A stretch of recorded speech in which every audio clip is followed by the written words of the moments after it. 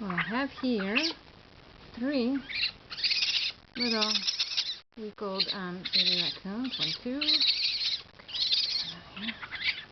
this little one here's kind of sleepy. He's got 2 little girls and 1 boy. And they're crawling and calling for mom right now.